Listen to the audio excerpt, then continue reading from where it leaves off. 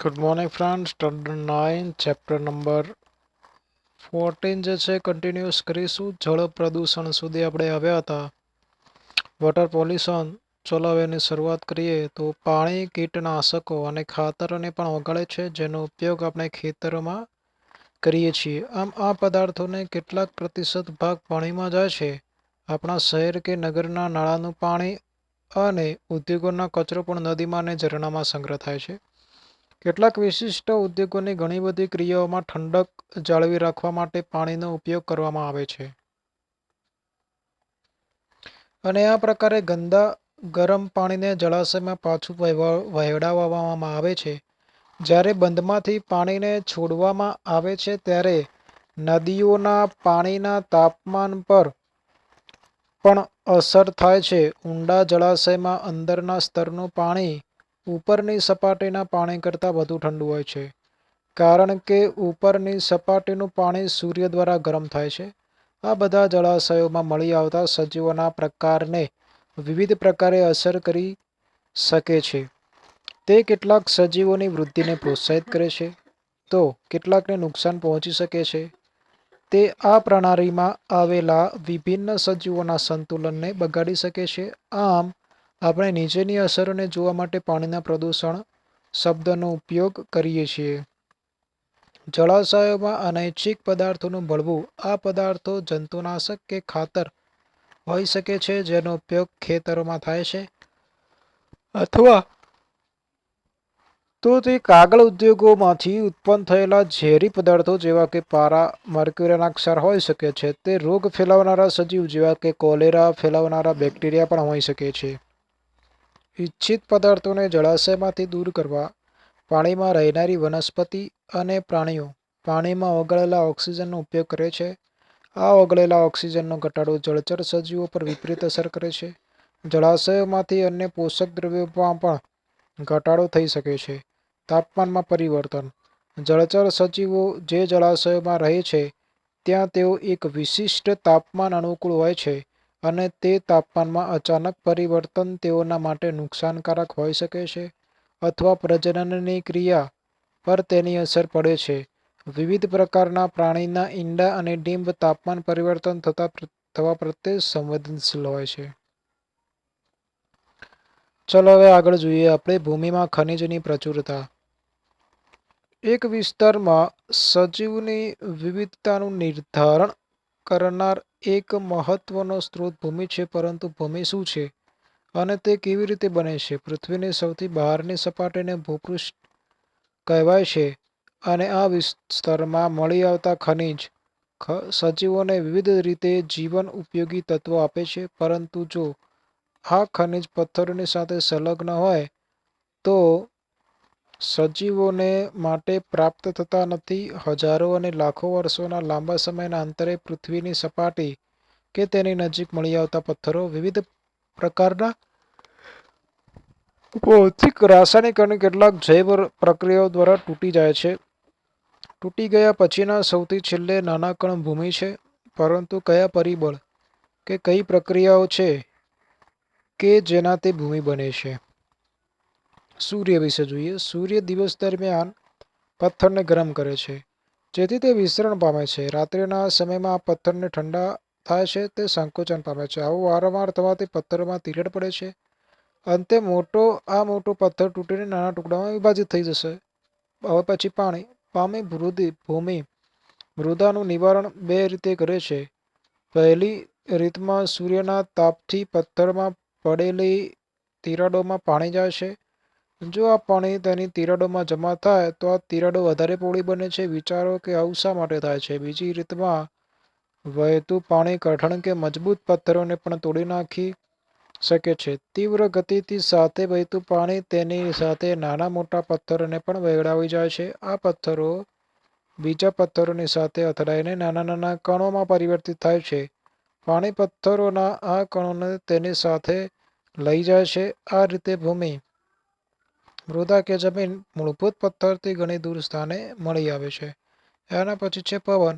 જે રીતે પાણીમાં પથ્થર એકબીજાની સાથે અથડાવાને કારણે તૂટે છે, તેવી જ રીતે તીવ્ર પવન પણ પથ્થરને તોડી નાખે છે. પવન પાણીની જેમ જ રેતીને એક સ્થાનથી બીજા સ્થાન સુધી લઈ જાય છે. સજીવ પણ ભૂમિની બનવાની પ્રક્રિયાને અસર પહોંચાડે છે. લાઇકેન કે જેના વિશે આપણે અગાઉ અભ્યાસ કર્યો છે, લાઇકેન પથ્થરની સપાટી પર ઉગે છે. જ્યારે લાઇકેન પથ્થર પર પોતાનું જીવનચક્ર પૂર્ણ કરે છે ત્યારે તેઓ અમુક પદાર્થોને મુક્ત કરે છે, જે પથ્થરની સપાટીને તોડીને નાના કણમાં ફેરવી નાખે છે અને ભૂમિના એક પાતળા સ્તરનું નિર્માણ કરે છે. હવે આ સપાટી મોસ જેવી બીજી નાની વનસ્પતિના ઉગમ માટે સક્ષમ હોય છે અને તેઓ પણ પથ્થરની વધારે પ્રમાણમાં તોડે છે. મોટા વૃક્ષોમાં મૂળ પણ કેટલીક વાર પથ્થરોની તિરાડોમાં જાય છે અને તે તિરાડો વધારે પહોળી કરે છે. પ્રવૃત્તિ આપેલી છે. થોડીક માટી લેવાની છે અને તેને પાણીથી ભરેલા બીકરમાં નાખવાની છે. લીધેલી માટીથી લગભગ 5 ગણું પાણી બીકરમાં હોવું જોઈએ. માટી અને પાણીને ભેગા કરો અને ત્યારબાદ માટીને નીચે જામવા દો. કેટલાક સમય પછી અવલોકન કરો. શું બીકરના તળિયે માટી સમાન છે કે સ્તરોમાં વિભાજિત છે?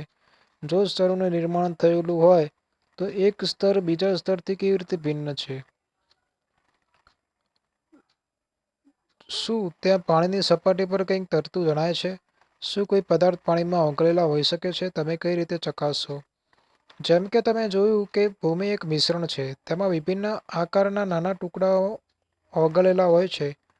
તેમાં સડેલા ગળી ગયેલા સજીવોના ટુકડાઓ પણ મળી આવે છે, જેને હ્યુમન્સ સડતા કાર્બનિક પદાર્થો કહે છે. આના સિવાય ભૂમિની માટીમાં વિવિધ પ્રકારના સૂક્ષ્મ જીવ પણ હોય છે. ભૂમિના પ્રકારનો નિર્ણય તેમાં મળી આવતા કણોના સરેરાશ પ્રમાણ દ્વારા નક્કી કરવામાં આવે છે. જમીનની ગુણવત્તા તેમાં આવેલા હ્યુમસનું પ્રમાણ અને તેમાં મળી આવતા સૂક્ષ્મ જીવોને આધારે નક્કી કરવામાં આવે છે, કારણ કે તે ભૂમિને છિદ્રાળુ બનાવે છે અને હવા તેમજ પાણીને ભૂમિની અંદર દાખલ થવા માટે મદદરૂપ બને છે. ખનિજ પોષક તત્વો જે તે જમીનમાં મળી આવે છે તે તેવા પથ્થરો પર નિર્ભર રહે છે જેના દ્વારા જમીન બને છે. કઈ જમીન પોષક તત્વો કેટલા છે, હ્યુમસનું પ્રમાણ કેટલું છે અને તેઓની ઊંડાઈ કેટલી છે. આ રીતે ભૂમિનું ઉપરનું સ્તર કે જેમાં ભૂમિના કણો સિવાય હ્યુમન અને સૂક્ષ્મજીવો હોય છે, તે સ્તરને ઉપરી ભૂમિ કહે છે. ઉપરી ભૂમિની ગુણવત્તા તે જે તે વિસ્તારની જૈવ વિવિધતાને નક્કી કરે છે, જે એક મહત્વનું પરિબળ છે. આધુનિક ખેતીમાં જંતુનાશક અને ખાતરોનો ખૂબ જ માત્રામાં ઉપયોગ થઈ રહ્યો છે. લાંબા સમય સુધી આવા પદાર્થોનો ઉપયોગ કરવાથી જમીનના સૂક્ષ્મજીવોનો નાશ પામે છે અને જમીનની સંરચનાનો નાશ કરી શકે છે. અળસિયા જમીનના પોષક તત્વોનું પુનઃચક્રીકરણ કરે છે. હ્યુમસ બનાવવામાં મદદરૂપ એવા જમીનના કેટલાક અળસિયાઓનો પણ નાશ કરી શકે છે. જો ટકાઉ રીતે ખેતી ન કરવામાં આવે તો ઉપજાઉ જમીન પણ જલ્દીથી પડતર કે બિનઉપજાઉ ભૂમિમાં પરિવર્તિત પામી શકે છે. ઉપયોગી કે જરૂરી ઘટકો જમીન પરથી દૂર થવાથી અને બીજા હાનિકારક પદાર્થો જમીનમાં ભળી જવાને લીધે જમીનની ફળદ્રુપતા ઓછી થાય છે, જેથી તેના પર આવેલી જૈવ વિવિધતા નાશ પામે છે. આને ભૂમિ પ્રદૂષણ કહે છે. જમીન જેને આપણે એક સ્થળે પર જોઈએ છીએ તે એક લાંબા સમયના અંતે નિર્માણ પામેલી હોય છે, પણ જો કેટલીક ભૂમિને એક સ્થળ પર નિર્માણ કરવા માટે કેટલાક પરિબળો તેને કોઈ બીજા સ્થાન પર સ્થળાંતરિત કરવા માટે જવાબદાર હોઈ શકે છે. જમીનના નાના કણો પવનો દ્વારા કે પાણી દ્વારા વહન પામીને સ્થળાંતરિત થઈ શકે છે. ભૂમિના બધા જ કણોનું સ્થળાંતર થઈ જવાને પરિણામે કઠણ કે મજબૂત પથ્થર બહાર આવે છે. આ પ્રક્રિયામાં એક મહત્વનું સ્ત્રોતનું નુકસાન થાય છે, કારણ કે પથ્થર પર વનસ્પતિ ઉગવાની પ્રક્રિયા નહિવત્ થાય છે. પ્રવૃત્તિ આપેલી છે. એક જ પ્રકારની 2 ટ્રે લેવાની છે. તેને માટીથી ભરવાની છે. એક ટ્રેમાં રાઈ કે મગના કે ડાંગરના રોપાને રોપી દેવાના છે. બંને ટ્રેમાં ત્યાં સુધી પાણી સિંચો ત્યાં સુધી ટ્રેમાં વનસ્પતિના રોપાની વૃદ્ધિથી ટ્રે ઢંકાઈ ન જાય. તે સુનિશ્ચિત કરો કે બંને ટ્રે એક જ ખૂણે વળે. બંને ટ્રેમાં સરખા પ્રમાણમાં પાણી એ રીતેથી સિંચો કે પાણી બહારની તરફ નીકળી જાય. ટ્રેની બહાર નીકળતી માટીમાં પ્રમાણનો અભ્યાસ કરો. શું પ્રમાણમાં બંને ટ્રેમાં સરખું છે? હવે થોડી ઊંચાઈથી બંને ટ્રેમાં સરખા પ્રમાણમાં પાણી ખીંચો. જેટલું પાણી પહેલાં સિંચાયું હતું તેટલા જ પ્રમાણમાં પાણી 3 થી 4 વાર નાખી દો.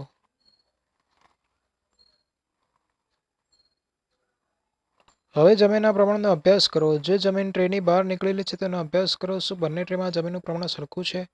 શું જમીન ધોવાણ પહેલાં કરતાં ઓછું કે સમાન માત્રામાં છે? વનસ્પતિના મૂળ જમીનના ક્ષારને રોકવામાં મહત્વની ભૂમિકા ભજવે છે. સમગ્ર વિશ્વમાં મોટા પાયે જંગલો કપાઈ રહ્યા છે, તેથી માત્ર જૈવ વિવિધતાનો નાશ થાય છે, પરંતુ જમીન ધોવાણ માટે પણ જવાબદાર છે. વનસ્પતિની વૃદ્ધિ માટે મદદરૂપ પરિભ્રમી ધોવાણની ક્રિયા દ્વારા ઝડપથી દૂર થાય છે. આ ઘટનાની પર્વતીય અને ઊંચાણવાળા વિસ્તારોમાં ઝડપથી ધોવાણ થાય છે. જમીનના ધોવાણની ક્રિયાને રોકવી ખૂબ જ અઘરી છે. જમીનની સપાટી પર આવેલી વનસ્પતિનું આવરણ પાણીનું ભૂમિમાં સ્તરોમાં ઉતારવામાં મહત્વપૂર્ણ ભૂમિકા ભજવે છે. જો સમજી લો ભૂમિનું ધોવાણ, તો જે વૃક્ષ જે છે એ શું કરશે, માટીને જમીનને જકડી રાખશે, પકડી રાખશે, એટલે જમીનનું ધોવાણ અટકાવશે. પરંતુ વિધાઉટ જે વૃક્ષની જે જમીન હશે, જે એકલી માટી, તો પાણીની સાથે સાથે એ બી વહી જશે માટી, એટલે એનું ધોવાણ વધારે થશે. ક્લિયર? જૈવ ભૂ રાસાયણિક ચક્રો જે છે આપણે આગળના પાર્ટની અંદર જોઈશું. કોઈ બી ક્વેરી પ્લીઝ કમેન્ટમાં જણાવો. Thank you so much.